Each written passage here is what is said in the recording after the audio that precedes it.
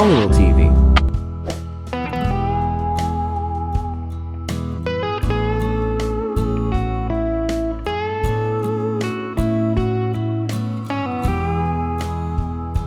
Si Daisy Alvarez ay hindi kailanman nagkaroon ng isang madaling buhay. Ang trahedya na pagkamatay ng kanyang ina ay gumuho sa kanyang mundo, at nag-iwan ng malaking kawalan. Pinuno ng kanyang alcoholic na ama ang kanyang mga araw ng patuloy na takot at pagdurusa. Matapos ang mga taon ng pang-aabuso, sa wakas ay nagkaroon siya ng lakas ng loob na iimpake ang kanyang mga bag, at iwanan ang kanyang nakaraan. Samantala, sa gitna ng lungsod, si Daniel Valentino ay nag-utos ng isang reputasyon na nagdulot ng takot sa mga puso ng mga lalaki, at nag-alab ng pagnanasa sa mga kababaihan. Bilang don ng notorious Italian Mafia, pinamunuan niya ang kriminal na underworld na may kamay na bakal. Ang kanyang pangalan ay bumulong sa patahimik na tono. Ang kanyang kapangyarihan ay hindi mapag-aalinlanganan, at hindi siya nagpakita ng awa sa mga tumawid sa kanyang landas, maliban sa isang exception, ang kanyang nakababatang kapatid na babae na si Lily. Namagitan ang tadhana, at nag-cruise ang landas ni Daisy sa kilalang Daniel Valentino. Pareho silang galing sa magkaibang mundo. Paano magwawakas ang kanilang gusot na buhay? Nagising ako sa tunog ng alarm ko, ng 5 a.m. Kailangan kong laging gumising ng maaga, para makapagtrabaho ako sa tamang oras. Mayroon akong 3 trabaho sa fast food na kinasusuklaman ko, ngunit sa kasamaang palad, dahil hindi ako nakatapos ng high school, naging imposible para sa akin na makahanap ng mas magandang trabaho.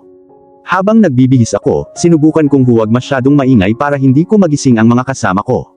Kinailangan kong maglakad papunta sa trabaho, dahil hindi ko kayang bumili ng pampublikong sasakyan. Inilagay ko ang aking mga kamay sa aking bulsa, at tinahak ang daan patungo sa aking unang trabaho.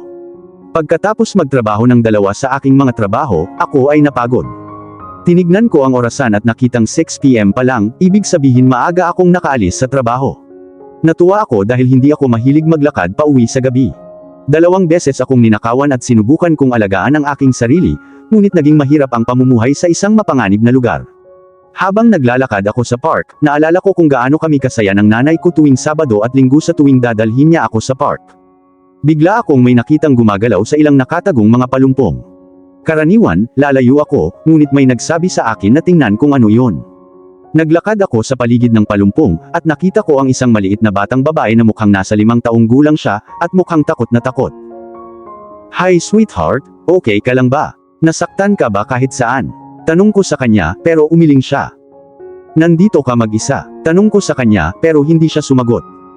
Lumapit ako sa kanya, tumalon siya. Itinaas ko ang aking mga kamay. "Hindi kita sasaktan. Gusto kitang tulungan. Okay lang ba kung maglakad ako papunta sa'yo?" "Kung ayaw mo, dito na lang ako," sabi ko. Tumango siya, kaya lumapit ako sa kanya at lumuhod sa tabi niya. "Maaari mo bang sabihin sa akin ang iyong pangalan?" Tanong ko sa kanya. "Lily," bulong niya. Tumingin ako sa kanyang berdeng mga mata, at alam kong natatakot siya. "My name is Daisy." "Hey, alam mo ba ibig sabihin nun?" Tanong ko sa kanya, umiling naman siya. "Ibig sabihin flower bodies tayo. Ilagay mo dyan, flower body," sabi ko sabay lahad ng kamay ko sa kanya, at nag-high five siya. Napangiti ako sa kanya. "Lily, nasaktan ka ba kahit saan?" Umiling ulit siya. "Alam mo ba kung nasaan ang mommy o daddy mo?" Tanong ko sa kanya. "Wala akong mommy o daddy," bulong niya. Nadurog ang puso ko para sa kanya. "May kapatid ka ba?" Tanong ko sa kanya, tumango naman siya. "Kung nagkataon, alam mo ba ang phone number nila para matawagan ko sila?" Tanong ko sa kanya. "I only have a brother, ngunit hindi ko alam kung nasaan siya, at hindi ko alam ang kanyang number," sabi niya, habang nakatingin sa ibaba. "It's okay Lily, tutulungan kitang hanapin ang brother mo. Okay lang ba sa'yo?" Tanong ko sa kanya. Tumingala siya sa akin at tumango. Tumayo ako at inilahad ang kamay ko, at hinawakan niya ito. "Are you hungry, Lily? May McDonald's 2 block ang layo." Tanong ko sa kanya, tumango naman siya. "Okay, let's go."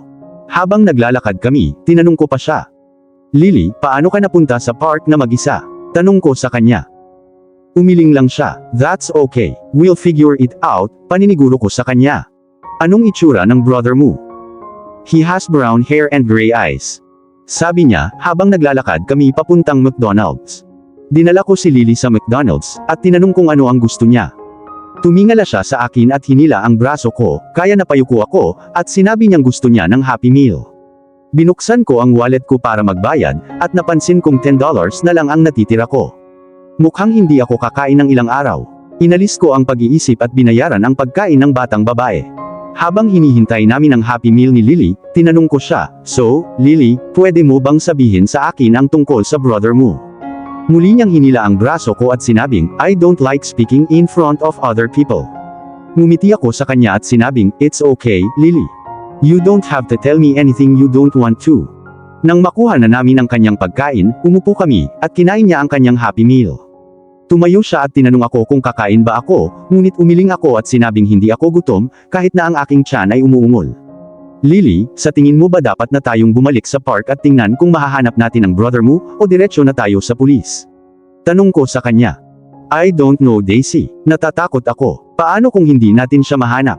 Sabi niya, nakatingin sa akin gamit ang kanyang malalaking brown na mata. "Don't worry, Lily. Hahanapin natin siya, I promise," sabi ko, binigyan siya ng nakakapanatag ng ngiti. Nang matapos siyang kumain, tinanong ko siya kung okay lang kung aalis kami, at tumango siya. Nagtataka man ay inabot niya ang kamay ko, bago ko inabot ang kamay niya. Habang naglalakad kami palabas ng McDonald's, tinanong ko siya, "Lily, do you remember which way we came from the park?" Umiling siya at sinabing, "No, I don't." Bumuntong hininga ako at sinabing, "Okay, then let's just walk around and see if we can find it."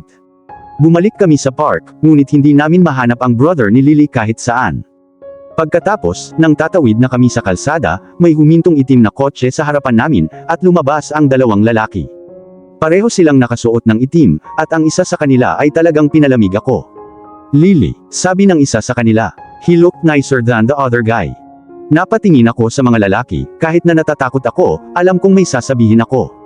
"Excuse me, gentlemen, but who are you?" "I can ask you the same thing, lady. Who the hell are you, and what the hell are you doing with Lily?" Tanong sa akin ng malaki, mindud, at tumalon ako. Lumingon ako kay Lily. "Lily, brother mo ba ang alinman sa mga lalaking ito?" Tanong ko sa kanya, umiling naman si Lily. Nagpa siya akong ilagay si Lily sa likod ko. "Lady, kung alam mo kung ano ang mabuti para sa iyo, ibibigay ko si Lily ngayon din," sabi ng malaki at nakakatakot na lalaki. "No way in hell na hahayaan kitang kunin ang batang babaeng ito." Sabi niya hindi kanya kapatid. Sabi ko, desididong protektahan si Lily. Pagkatapos ay bumunot ng baril ang nakakatakot na lalaki at itinutok sa mukha ko. Hindi man lang ako gumalaw. Sa totoo lang, hindi ako natakot mamatay. "Lady, move o ito na ang huli mong makikita." "No," sabi ko, tumayo sa kinatatayuan ko. Narinig ko ang pagputok ng baril ng lalaki sa akin. "Ringo, wag mong gawin. Gusto siyang kausapin ni boss," sabi ng mukhang mabait na lalaki. Bumuntong hininga ang nakakatakot na lalaki, at saka ako hinampas ng baril sa ulo, at naging itim ang lahat. Nagising ako na masakit ang ulo, pilit kong idinilat ang aking mga mata. Tumingin ako sa paligid ng dimly lighting room, at tinamaan ako nito, nasa basement ako. Namuo ang gulat nang mapansin ko ang maliit na mesa at dalawang upuan, na ang isa ay nakatali sa akin. Nagmukha itong torture chamber. Bago ko pa maisip kung paano ako nakarating doon, bumukas ang pinto, at pumasok ang parehong nakakatakot na lalaki kanina. "O mabuti, sa wakas ay bumangon ka na. Ang boss ay gustong makipag-usap sa iyo," sabi niya, na may nakakatakot na ngisi. Sinubukan kong patatagin ang boses ko. "Nasaan si Lily?" Tanong ko, ang bilis ng tibok ng puso ko. Hinampas ako ng lalaki sa mukha dahilan para mapaatras ang ulo ko. "Sinabi ko bang pwede kang magsalita?" Angal niya. Nanlabo ang paningin ko sa sakit, at narinig ko siyang naglakad paalis ng hagdan. Ipinikit ko ang aking mga mata, pilit na kinakalma ang aking sarili. Noong bata pa ako, lagi kong iniisip na mamamatay ako sa kamay ng aking ama, ngunit hindi ko inaasahan na hahantong ito sa ganito. Nag-aalala ako kay Lily, ang tanging taong pinapahalagahan ko sa mundong ito. Umalangaw-ngaw ang tunog ng mga yabag sa silid, at narinig ko ang papalapit na dalawang lalaki. Ang isa sa kanila ay ang parehong nakakatakot na lalaki, ngunit ang isa ay isang estranghero. Naglakad siya palapit sa akin, at hindi ko maiwasang mapatingin. Nakasuot siya ng black suit, and my God, he looked gorgeous. Mayroon siyang mapupungay na kulay abong mga mata na tila nakaharap sa akin, at ipinakita niya ang kumpiyansa at kapangyarihan. Tumingin siya sa akin na may kakaibang ekspresyon, at naramdaman ko ang aking sarili na lumiit sa ilalim ng kanyang mga tingin. "Ringo, iwan muna kami," aniya, at mabilis na lumabas ng kwarto ang lalaki. Umupo ang estranghero sa harapan ko at sumundal, nakatitig pa rin sa akin ang kanyang mga mata. "Sabihin mo sa akin kung sino ka," aniya, mahinahon at pantay ang boses. I'm Daisy, sumagot ako, pilit itinatago ang takot ko. Nakatitig pa rin siya sa akin, gamit ang matitinding mata niya. Tell me Daisy, paano mo nakilala si Lily? Tanong niya. Huminga ako ng malalim at ipinaliwanag sa kanya ang lahat. Naglalakad ako pauwi mula sa trabaho, at natagpuan ko siya sa mga palumpong. Mukhang natatakot siya. Tinanong ko siya kung nasaktan siya, at sinabi niya na hindi siya, kaya kinuha ko siya upang kumuha ng makakain at pagkatapos ay sinubukan kong tumulong sa paghahanap sa kanyang brother. Hindi pinansin ng estranghero ang tanong ko tungkol sa kinaroroonan ni Lily, at sumandal sa upuan niya. Alam mo sinabi sa akin ng mga tauhan ko na handa kang mamatay para sa batang iyon. Totoo ba? Handa ka bang mamatay para sa kanya? Tanong niya. Hindi man lang ako nagdalawang isip. Kung ibig sabihin magiging okay si Lily, oo, sagot ko, pinipilit kong maging matatag ang boses ko. Nagtataka siyang tumingin sa akin, at iniisip ko kung nagkamali ba ako. Sabihin mo sa akin kung bakit ka mamamatay para sa taong hindi mo kilala. Hindi ka ba natatakot mamatay? Tanong niya, his eyes boring into mine. Hindi ako natatakot. Kung sa pamamagitan ng pagpatay sa akin ay mabubuhay ang isang inosenteng batang babae, kung gayon walang dahilan para matakot. Sabi ko, umaasang makumbinsi siya. Bigla siyang naglabas ng baril at nilagay sa leeg ko. Hindi ako kumibo o kumurap man lang. Sabihin mo, natatakot ka na ba ngayon? Tanong niya, baka sa boses niya ang pagkatuwa. No, sabi ko, handang tanggapin ang aking kapalaran. Pero ginulat niya ako sa halip ay pinutol niya ang mga restraint sa aking mga pulso. Iminulat ko ang mga mata ko, nang makita ko siyang nakatayo ulit sa harapan ko. Daisy, let me introduce myself. My name is Daniel Valentino, and I am Lily's brother, Anya. Medyo gumaan ang loob ko, nang malaman kong brother siya ni Lily. So okay lang si Lily? Itinanong ko. Yes, okay lang si Lily, sagot niya, malamig pa rin ang boses niya gaya ng dati. Daisy, I'm going to be frank with you. Hindi ko maintindihan kung bakit mo ginawa ang ginawa mo para sa kapatid ko. Hindi ko maintindihan kung paano mo siya nagawang kausapin. Literal na ako lang ang taong nararamdaman niya na komportable sa paligid. Ako lang ang kausap niya mula nang mamatay ang mga magulang namin, kaya nakakagulat sa akin ang katotohanan na kinausap ka niya, at pinrotektahan mo siya sa buhay mo. Lumipat ako sa upuan ko, ramdam ko ang bigat ng mga sinabi niya. Parang hindi naman siya galit, but his tone was still very pointed. Hindi ko ito karaniwang gagawin, ngunit handa akong mag-alok sa iyo. You are completely underqualified and unprepared, Anya. Ang kanyang mga mata ay tumusok sa mata ko. Gayunpaman, wala pang nakakakonect sa kapatid ko noon, bukod sa akin. So eto ang offer. You can work for me as a nanny, or you can die. The choice is up to yours. Sabi niya, malamig ang boses niya at hindi nagpapatalo. Hindi ako makapaniwala sa narinig ko. Binigyan niya ba talaga ako ng ultimatum ng ganito? Hindi pa ako napunta sa ganitong uri ng sitwasyon dati, at hindi ko alam kung paano magre-react. Tumingala ako sa kanya, sinusubukan kong basahin ang ekspresyon niya, ngunit hindi siya mabasa. So, do you accept? Tanong niya na hindi umaalis sa mata ko. Huminga ako ng malalim at inisip ang mga options ko.